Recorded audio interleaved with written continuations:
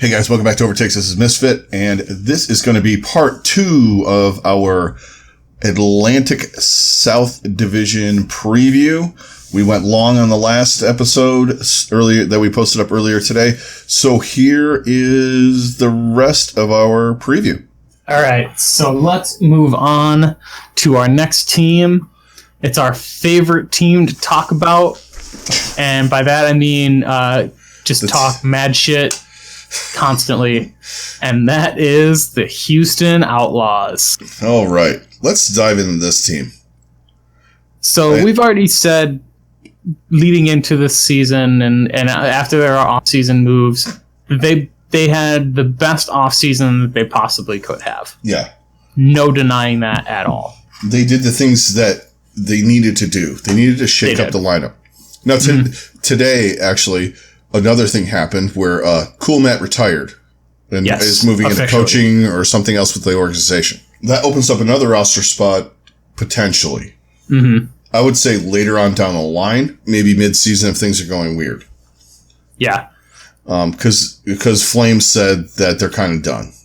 Mm-hmm. So let's talk about this. All right. I don't want to be the dick in the room, but I'm kind of going to be. All right. So it feels like they've improved, and they have. They've totally upped their roster. They've made changes, but it feels like with the DPS, they just they got a couple, like, I like hydration, but like the rest of it's just kind of like just shuffling your feet around and it's getting the same guy, but with a different name, same style. I don't know if it's going to work. Yeah, I'm definitely. I'm going to preface that with, I think they're going to be in the play-in. Yeah. I don't think they're going to be terrible. I'm not one of these people that's writing them off as terrible. I'm just saying this is a question. Okay. Also, my other question is Mecha. What can he do outside of Diva? Diva could come back. Right, and is it going to matter? Because if this new Diva is any indication, it might not. Because well, here's the thing though. This is my one issue that I have that no one's really brought up. Muma's aggressive as fuck. Yeah. And Mecho's played in the style of, going back to LW Blue.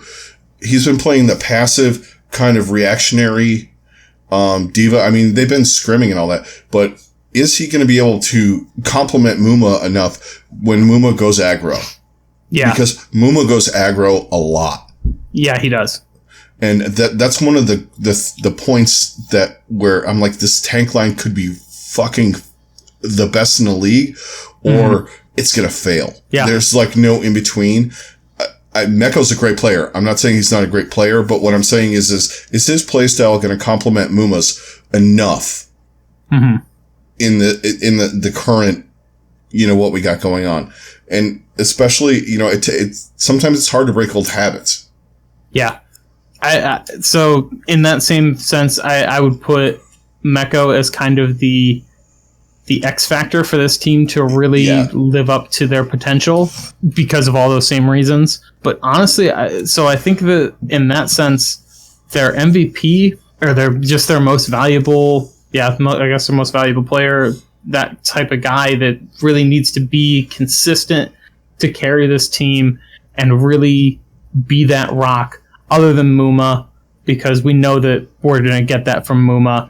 Yeah. I think that guy needs to be Linkser. Yeah. He needs to be he's going to not play every map, but he needs to be that guy. Yeah. That when he's in, that the other team guy. Just like, oh shit. Like, yeah, he needs to be their Mariano Rivera. Mm-hmm. The guy that shuts the door. All right, you know what? Linkser's in. We got the perfect map. He's going to come in on Widow or hit scan and just absolutely wreck. Yeah. I also think Jexay is that guy. I'm in that Jexay needs to. It's a vast improvement from Blank or Bonnie. Jexay needs to be lights out. He played with Rappel before too, so I don't. Raucus is going to play, but I think it's going to be mostly Jexay and Rappel. I think you're going to get Raucous on Anna. Yeah. Because his Anna's filthy. His Anna is filthy, but at the same time, I see Repel and Jexy being their primary supports. Oh, yeah. I do too. Most of the time. There's probably some times where Boink and Raucous are going to play, but honestly, I don't think you're really going to see too much swapping of or mixing up of like. I think it's going to be Repel and Jexy and Raucous and Boink, and any swapping they do is going to be grouped. Yeah, it's going to be those groups. The only thing that's concerning is, well, now that Cool Matt left, there's a spot available. There's one guy floating around that doesn't have a home, and they don't have a backup main tank. Bumper. Ooh. Bumper could end up on this team because you have you got Harsha. Yeah. And that's honestly, he's not the X factor. I think he's a big factor in this team, making it out of the shit that they've been in for the last couple of years. To help really dig them out of that hole. Yeah, I'm with you. And I think he's really going to be the biggest difference maker of how he can get all of these guys to really gel with each other and become and live up to the potential that they have with all the talent. The only thing that I worry about is they don't have and one of these guys has to pick it up. Since Jake left, they don't have the on the field leader. Yeah.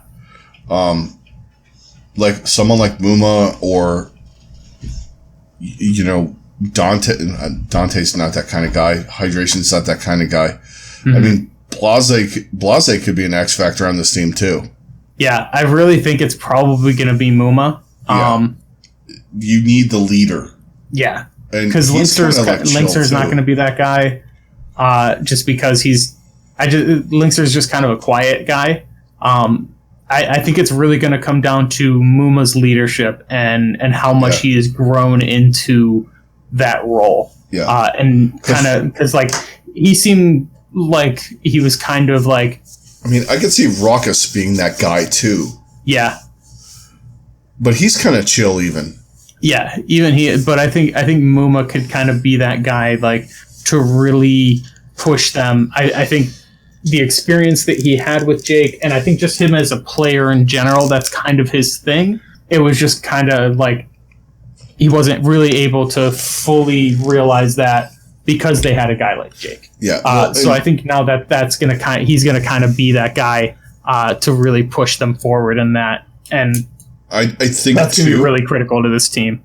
One thing that I think that could happen now that Meko's there. I mean, I did go on a thing where I don't know how they're going to mesh, but Muma might not YOLO as much. Fair. With a partner. You know what I mean? Yeah. I mean, their off tank was just so. I mean, Cool Matt was good in the first season. I'm going to just throw that. Because, I mean, everybody, come on. We had the effect. Cool Matt, please. Yeah. Oh, man. He still even YOLO'd then. He did. I think there's going to be a little bit of a learning curve for this team in the front half of the season.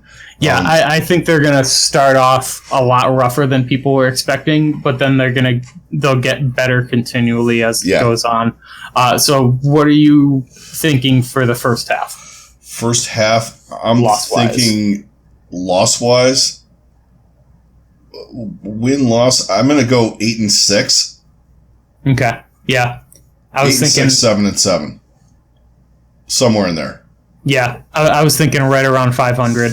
And then second half could be a totally different story.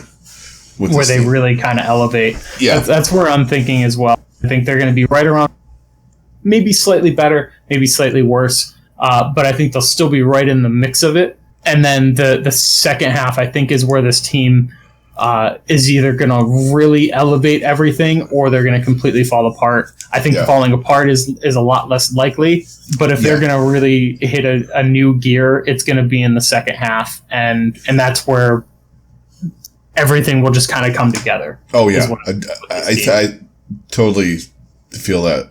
I don't think they're going to be like they were last year. I don't think it's going to be this travesty. A lot of people are just rating them really low. I can't. As much as, I like bashing on them, I can't bash on them for the moves they made. They have a different attitude. I mean, that was one of the things like last year. They were up for sale. They couldn't make any changes. Everybody was stuck in the same spot. I think this season is going to be way better than the last two. I don't think it's going to be, crazy. Like, they're going to be like top 5. But I definitely think they're going to be in the mix. They're definitely going to be in that play-in to get to the finals. Yes, for sure. All right. So we've got 2 more teams left in the division. So let's jump into the next one. We have Philadelphia, who made a lot of changes. Didn't at the same time. They did and they didn't. Biggest additions, probably, I would say, were Alarm and Fury. And Fury. I mean, they basically completely redid their support line, and then a big addition on their tank line. That's where it's really going to get interesting. Is like, okay, you have Poco and Fury, who are both really good off tanks, or at least really good diva players. Fury can play other stuff, though. But Fury can play other stuff. So it's going to be interesting. I honestly wouldn't be surprised if there's some times when we see Fury and Poco playing at the same time. There could be. I'm not as down on Sato as everybody else is.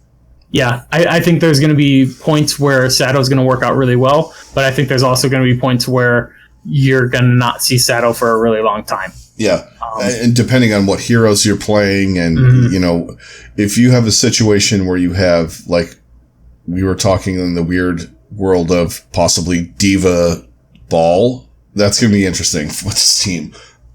Definitely. They have potential to be top 5. I'm not going there. I want to see what Carpe and EQO can do outside of season 1. Last year was absolute shit. Yeah. As far as they just were not able to. This whole team was not in. Yeah, they were not in. They were not wanting. They didn't want a goats. They just could not really get anything going. Yeah. And like, you had casters even saying, like, this team is not invested in this at all. They really were not. And you could see it when they were on stage. Yeah, absolutely. And a couple of things have happened where, I was like, well, EQO is going to get back to, playing Hanzo and whatever. But they kind of threw a nerf in at Hanzo, and they're playing on this patch. That's a big difference. He went from a hit scan back to a projectile. Yeah. He's still going to be good, but at the same time, if anyone's going to be able to compensate for that, it's EQO. Yeah. 100%. All right, who's the X Factor? Man.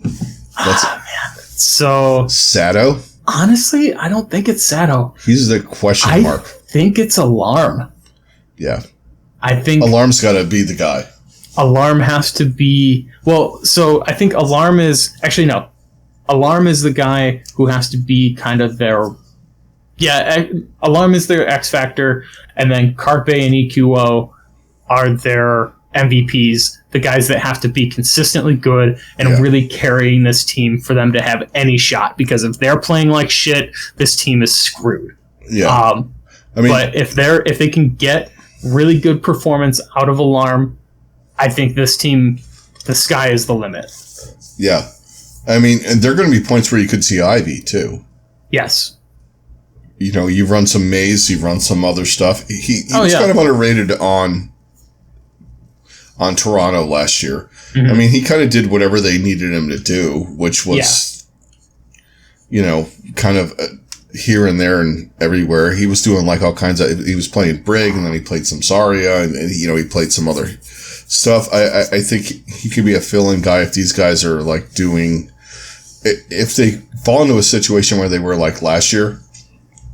Mm-hmm. You might see a little bit more Ivy. Hisu comes in later in the year. Chipsa, now that they fucked Doomfist, you're never going to see him. No. they're running on this patch where they kind of, in case you guys don't know, they gave Doomfist a stun after he stunned somebody. Yeah. That's just weird conceptually. Yeah, it's a weird change. Yeah, and it's like it's the weird things. You don't think of it like in real time in real life. 1 second compared to 1.5 or 0.5 compared to 0.2. Yeah, it's like 0.02 seconds compared to 0.05 seconds or 0.5 seconds, something like that. Like, you really don't even think about it, but that is an eternity for these guys. Yeah. I mean, that's 3 kills for somebody like Carpe on Widow. Mm-hmm. But yeah, I don't think you're going to see Chips. Unfortunately, it would have been fun to see him come in and, wreck people on Doomfist, but I don't think you're going to see it. Yeah. That all being said, I think the way they've structured this team, I think I want to put them in the top 6. Yeah. But, yeah, it's tough. So, like, I'd put them maybe at 7 and 9 to start. Yeah, I kind of see them like having a disappointing first half. Like, they're gonna lose some games where you're just like, what happened? Like, how is this even possible? But then I think they're going to have at some point it's gonna click. Late first half or second half, they're just gonna start rolling, like really, just rolling over teams, and I think they could end up really going on a late run and going on a long run into the playoffs. Yeah, I think so. I think if this team gets their shit together, they could be pretty formidable come, September. To start, a little rocky. That being said, though, I only see them losing maybe 5 games in the start. Yeah. 5 to 6, maybe. I think between 5 to... somewhere between 5 to 9 losses in the start. You got to also consider they're in the Atlantic, so there's going to be homestands that they're going to where they're going to be playing, Boston and teams like that are just shit. Yeah. London, who needs a little bit of time to get their stuff together. Paris, same thing. Where they have potential to Houston, those are going to be some. I mean, those for season 1, those are some battles with Houston. Yeah. Those were actually some of the best matches in the season 1. Really, they really were. Fraggy going aggro. Yes. Long live Fraggy. All right. Somebody on Reddit posted a picture with him today. Thought that was hilarious. Somewhere he was walking down the street and he saw Fraggy and took a picture with him. Fuck! How are you just walking down the street and you see Fraggy? Right. I love it. Or was it just a big dude with a beard? It was actually Fraggy. That's pretty awesome. It's pretty good. Okay. The guy that should have got played last year but didn't. Yeah. I am a little worried that they're... Just one last thing. They are putting all their chips in on Sato. Yes. That is definitely something to cause concern. I mean, is he Andy Dalton? Oh, man. Same colors. Who will be his Joe Burrow at some point? Kaiser, yeah. All right. Hey, that didn't take me long. I usually forget Kaiser's name. I'm like, Fuhrer? No, that would be bad. Yeah. That's the German people before that. Yeah, exactly. Oh, God. All right, so let's move on to our last team of this division, and that is the Washington Justice. Okay, let's talk about this team. I'm going to preface it like I have 3 other teams in this. Mm-hmm. They're going to be not good. It's kind of where I'm leaning to. I think they're a bottom 14. They're tank lines, plural, are terrible. Shoot me. I don't care. They got Lulsish and Elevote, who we have not seen. Mm-hmm. They thrived on the goats meta. No. Yeah. I just Roar is... I want to say Roar is good, but... no. And the bright spots in this team are Corey, Arc, and Aim God. And Aim God's really right now, I don't... He feels like Envy and Fissure at this point, where he's on these teams, or on the team, and he disconnects instantly. It just doesn't feel right. Yeah. I can see that, yeah. I know nothing about tuba, other than it's something in a marching band. Seriously, I do not know tuba. I don't know. Corey and Stratus Corey's a god. Yes. I think if anybody, so for me, MVP is Corey. If they're going to do anything at all, he has to hard carry. Yeah, he has to hard carry this team. Like he did in Stage 4. Yes. Where he just would eliminate everybody. It's like, I don't need tanks. I don't need another DPS with me. I just need to fuck everybody up. Just give me all the healing. Both supports just work on me. Stratus was good, but I don't know totally. I mean, I like him. I think he's a fun dude. Mm-hmm. Like, on stage and all that stuff. But what's he going to bring? This team is like a mishmash of weird shit, man. It really is. I see them not performing well. Especially to start. I think it's going to be a shit show. Yeah, I think to start, I think first half, we're looking at probably 8 to 10 losses. And it could get real ugly at certain points. Yeah, I think we're talking, for me, I think 4 wins. I can see that. I think they're better than they were kind of last year, like all around. But I think that what's really going to hold them back is so many other teams got so much better. Yeah. That it's not going to matter. Yeah. Even in their own division, Toronto got better. Houston got way better. Atlanta's Atlanta. Florida got better. And Philly got better. They got better, but not at their levels, in my opinion. Yeah, I agree. I think it's a valiant effort, not LA valiant effort. It's way better than that. Yeah. But yeah. But I think it just won't be enough. It's just like there's just so much weird shit. Yeah. Like you look at it and you're like, all right, you have Korean guys. Mixed rosters are going to be the thing. It's just, I think they're trying to optimize, like kind of like Guangzhou. We're going to get the best players no matter where they're from. But they didn't get the best players no matter where they're from. You kept Corey and Stratus and Arc. You had no choice to keep Lulsish and Elevote. Because you signed them a contract they didn't play last year because they couldn't. Right. So you have no idea what they're going to do. That's the thing. Like your tank line, I don't even know what it is. Right. Like who's going to do what? And are they going to be... Then they signed Roar. Yeah. Who I think is a decent... I want to say he's a decent off tank or a main tank.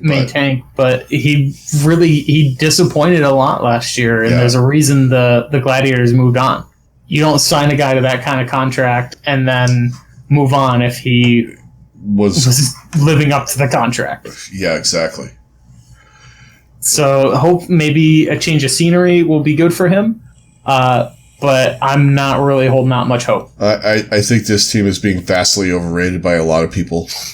I fully agree with that. I understand excitement. I'm a Mayhem fan. I'm excited. A lot of people are saying that I'm vastly overrating the Mayhem.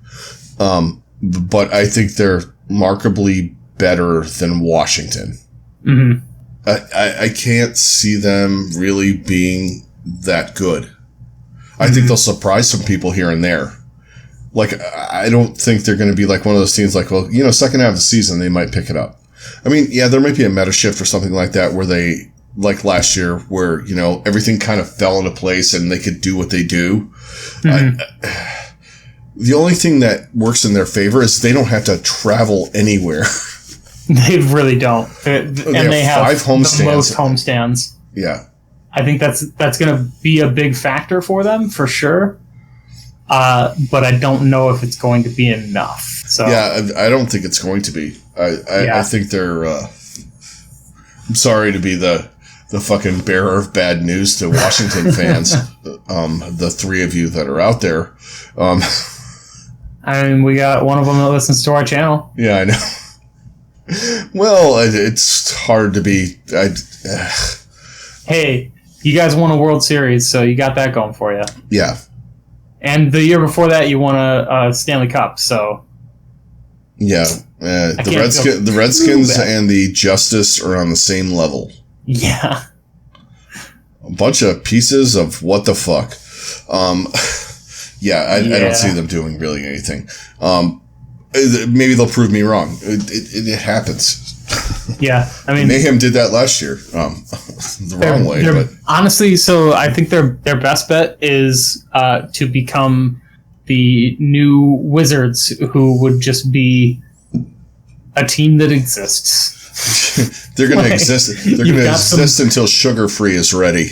You've got some good potential guys, but it's just you don't have enough around them to really take advantage of it.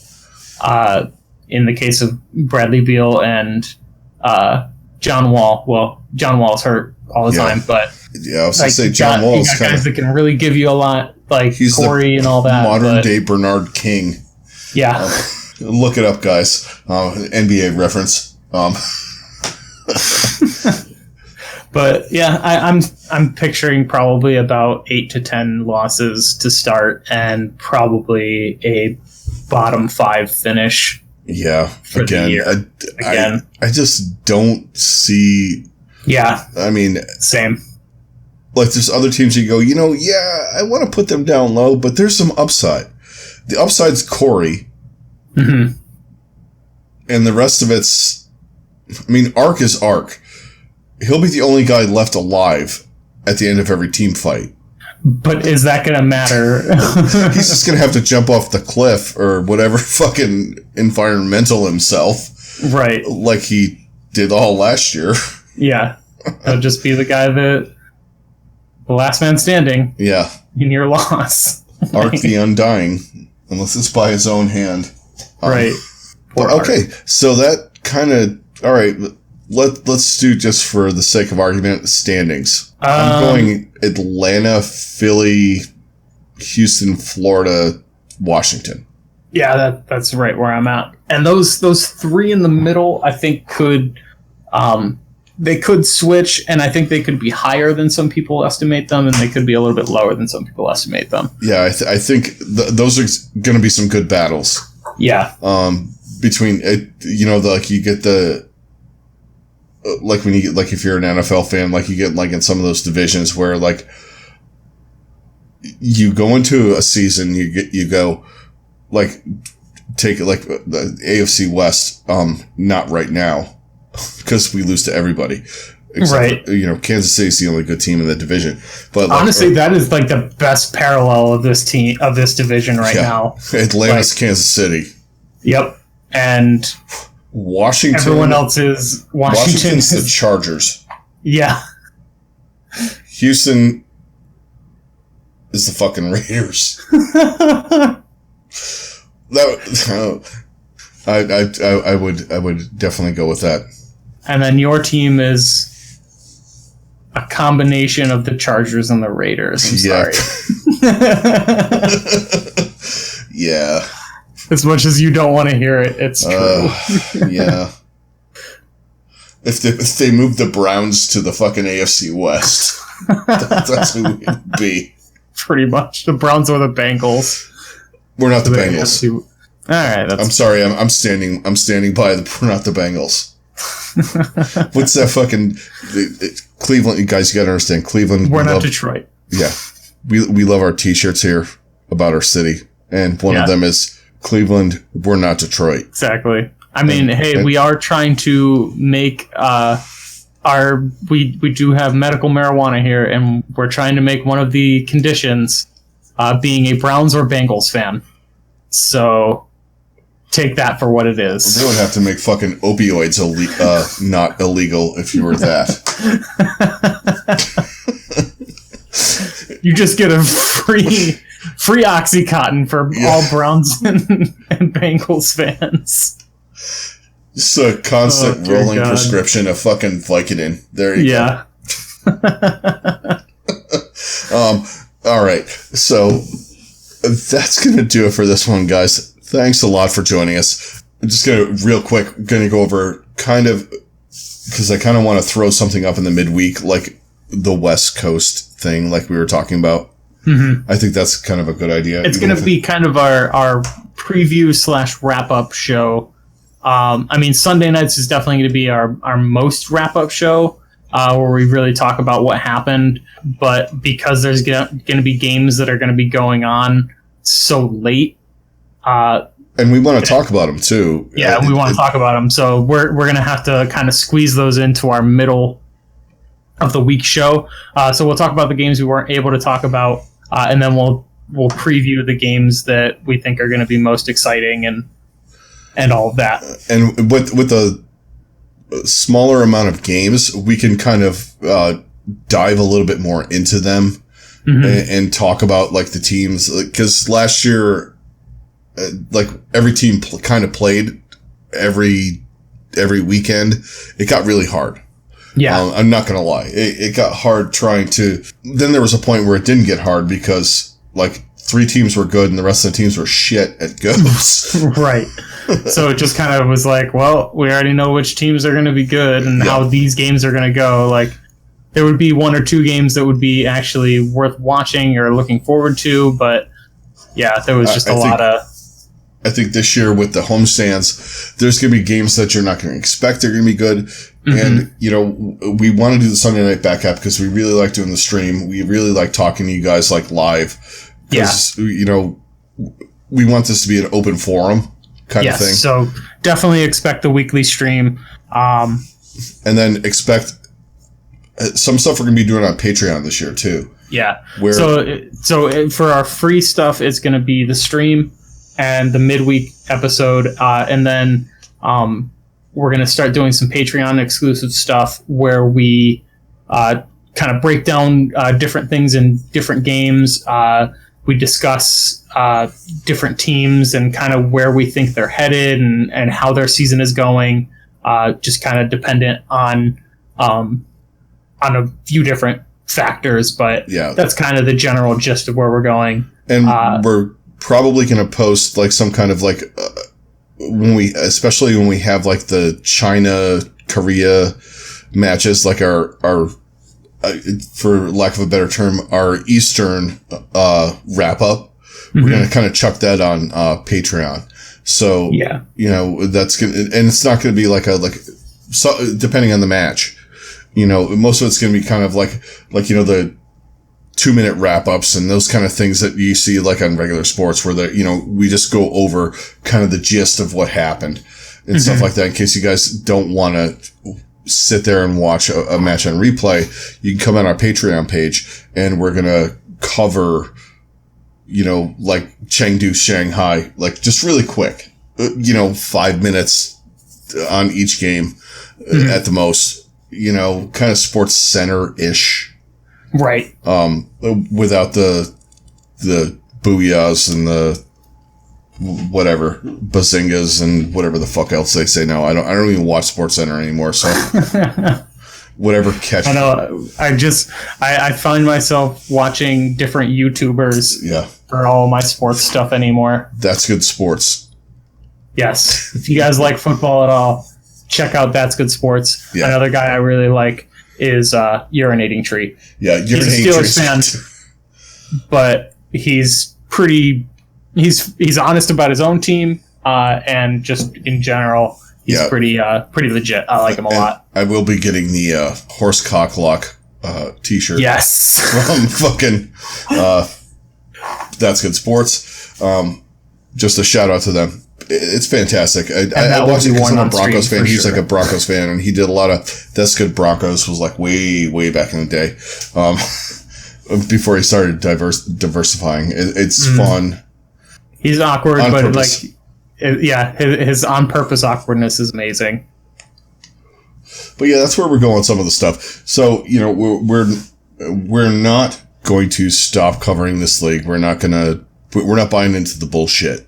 Yeah, we're not going anywhere, guys. Yeah, guys, we're here. We're going to talk about Overwatch League, and if they don't like it, they can stick it in their whatever. I don't care.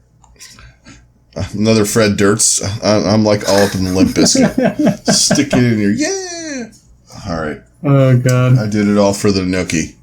There's wow. We're gonna have to start paying royalties. I'm gonna have to actually start paying money to Fred Durst, and that fucking hurts my brain.